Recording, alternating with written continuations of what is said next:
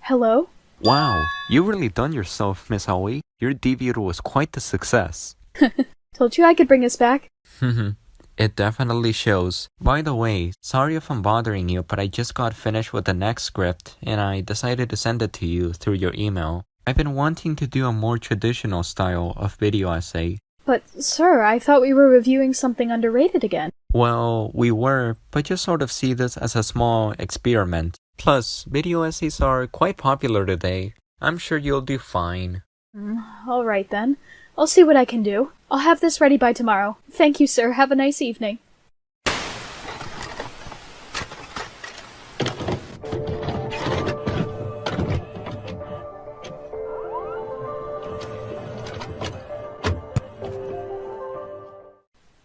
When we're experiencing or even making some form of entertainment, we often come across two words by critics or public: wasted potential.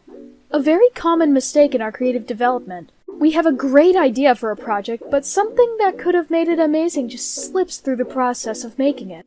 We can eventually see it as we improve, or even after we finish our work that took hours to as long as years to make.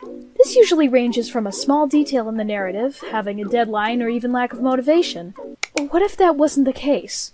Let's imagine you intentionally make a product that has wasted potential, almost derailing it from its original charm. Well, that is what I would say about this very franchise.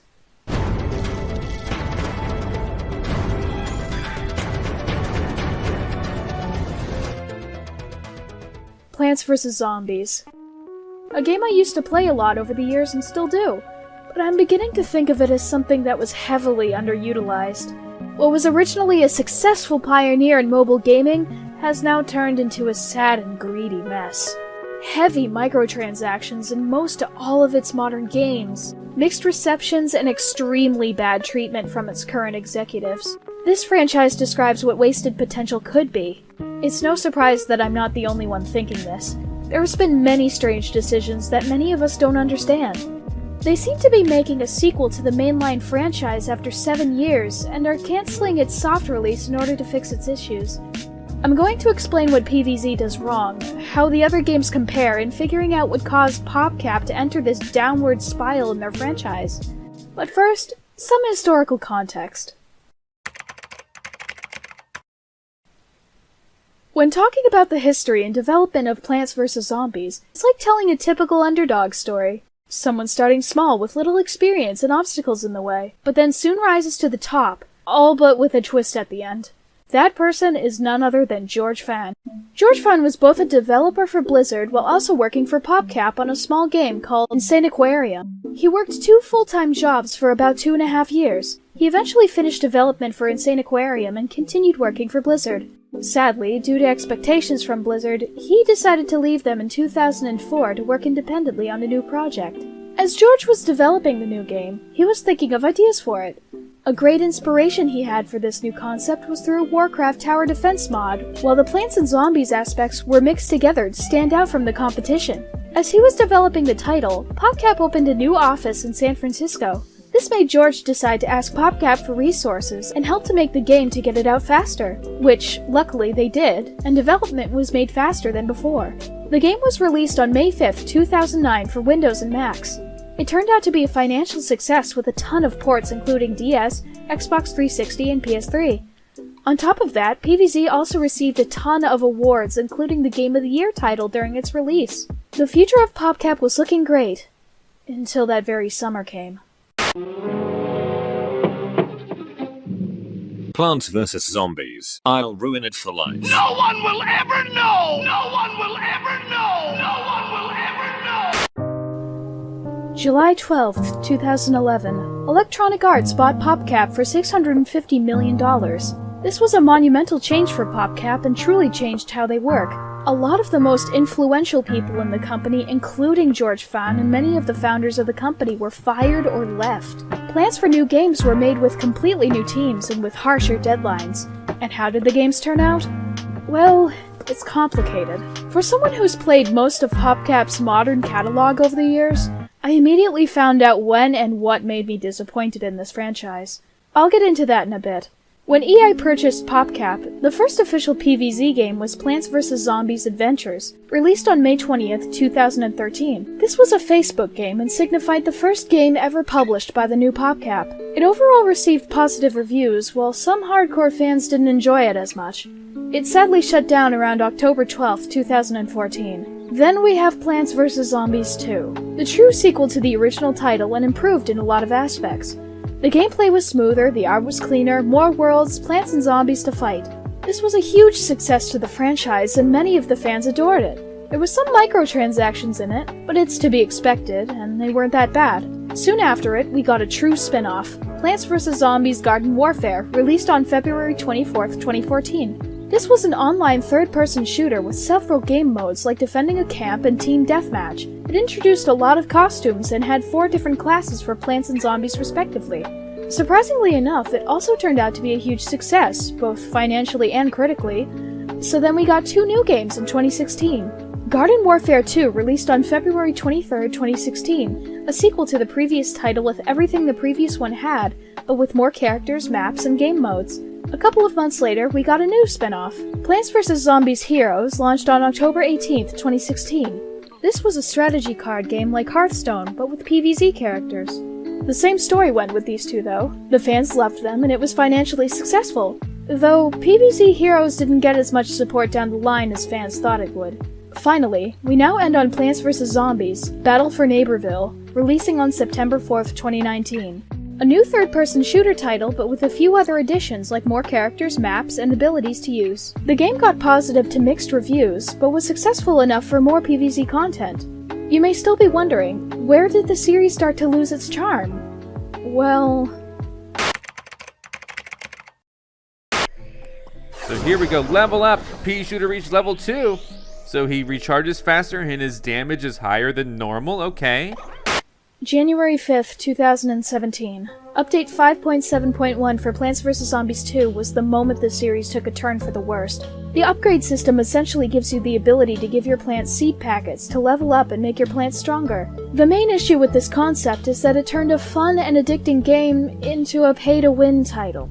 Now look, PvZ2 is nothing new when it comes to microtransactions. As mentioned earlier, the game had premium plants you could buy on day one. This was one of the major reasons why George Fan decided to leave PopCap. He didn't support the idea that a free mobile game included in-app purchases. PvZ2 may have had a pay-to-win mentality, even back in release, but one thing was clear. The plants were optional, the upgrade system is not. Some of the worlds in the game can be really difficult for newcomers or casuals of the game, and with the upgrade system being an option to beat them, they might resolve the issue by paying for the seed packets, which, keep in mind, each corresponding plant has a random chance of getting anything to level up. On top of that, they soon added an online battle mode where you can defeat zombies spawned by another player fighting them. If you try playing online with minimal upgrades but have all the plants, it's very difficult to win because of the landscape the upgrade system gave it. By this point, a lot of the players online have their plants at high levels and block any sort of entry for newcomers. This is a very great example of how EA and PopCap handle their games and pretty much affected the balance of PvZ2. Worst of all, this isn't where it ends. July 18th, 2019. EA announced that development for Plants vs. Zombies 3, a new mainline title, was in the works. The fans were excited. It had been about 6 years since PvZ2 launched. Discussion and speculation was high in the community, and we all patiently waited for the news. After a couple of months, on February 26th of this year, PvZ received a soft launch in a few select countries. The reception was... interesting. But this game strikes me with the red flag with the PopCap might be headed down. Plants vs. Zombies 3 is broken, and nobody can fix it at this point. It's just become a mess, and represents what all the 4 billion plus mobile games are at this point. Plants vs. Zombies 3's soft launch was a mess. There are many reasons why it wasn't as beloved as the previous games, and it all comes down to this. Plants vs. Zombies 3 only adds for the sake to be unique, in a really bad way. You see, when making a successor to a popular IP, the people behind it always need to keep in mind what made the previous so great. It's important to only keep the good things of the last and either improve or replace the faults it had. PvZ2 did this well by keeping its gameplay system while still adding new features, like the plant food and unique world mechanics. 3 cannot achieve this. From changing the sun mechanics to becoming more pay-to-win than ever to even changing the orientation of the game. The game is far too different from what the other two have done and has made decisions that people outright despised. This resulted in the reception and feedback becoming so aggressive it made PopCap have to make plans to shut it down. Plants vs. Zombies 3 may be a mess at this moment. Heck, the developers had to work overtime to fix issues people had. One of the executive producers over at PopCap stated this: "We have had an amazing journey with you so far, and we hope you have gotten many hours of enjoyment out of this soft launch of Plants vs. Zombies 3. We've gotten a lot of great feedback from all of you during this test, and now it's time to pull the game back to incorporate your thoughts and reimagine a few things. The current game will no longer be available after November 18th, 2020. This all begs the question, can the PvZ franchise, and specifically 3, actually be good in the end? Well, yes, actually. There's a saying that goes, never say never, and there's great reason to believe that. There have been times where we thought something was going to fail, but the complete opposite happened. Take Nintendo, for example. With their previous generation console, the Wii U being a huge mistake, it caused us to think the Switch would have just been another attempt with the idea. We all thought Nintendo would be developing games for their competitors. Luckily, that never happened. The Nintendo Switch today is one of the most successful consoles of all time, and we probably wouldn't have gotten there without the Wii U's existence.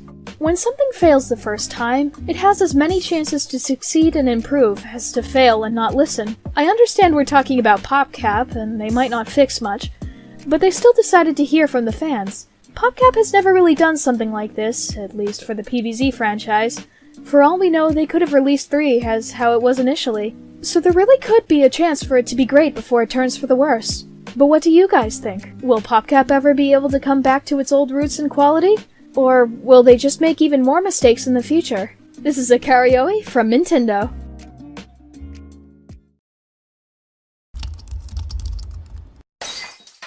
Brains. Oh no, not them again.